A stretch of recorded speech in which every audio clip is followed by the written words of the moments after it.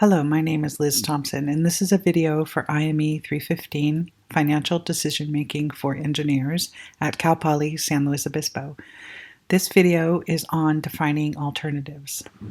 So when we look at the various topics that are covered in this class, this video falls under the area of investment analysis.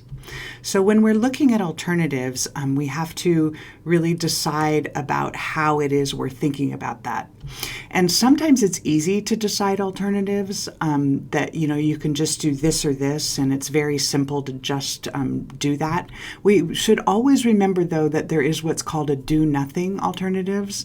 So we can always say, well, we can do this or nothing.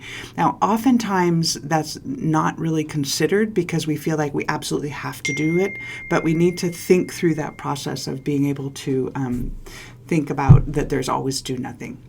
So the question often is, if I did this, what would be different than if I did that? So we really need to think completely through, not just money or cost-wise, but are there other peripheral things like support systems or storage area or maintenance costs, things like that. And then we only account for things that would be different between alternatives. So for instance, if you say I'm going to use, have an automated system or a manual system. So I only need to consider what would be different under that. I don't need, if the footprint of the area would be exactly the same, I don't need to consider that.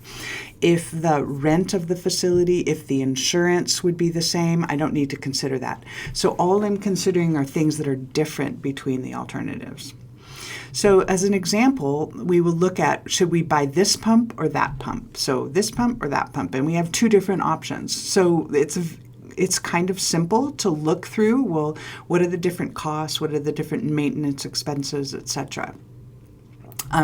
So we need to know if there's any performance differences, if there's a different life, whether maintenance is different, initial cost is different.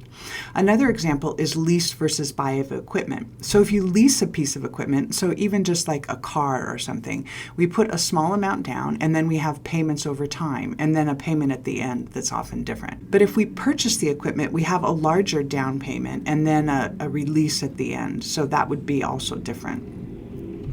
Another example is that maybe we have various investment alternatives. So we can invest in a vending machine, we can invest in Apple stock, we can invest in a startup, we can do nothing. So the question is, how are we going to compare all of these? And one of the main things you need to first ask yourself is, what time period are you considering? What is your analysis period?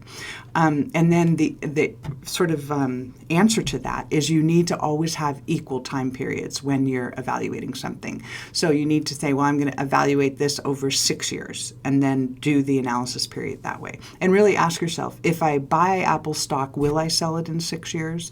If I do nothing, will I do nothing for 6 years? So really having those kinds of options.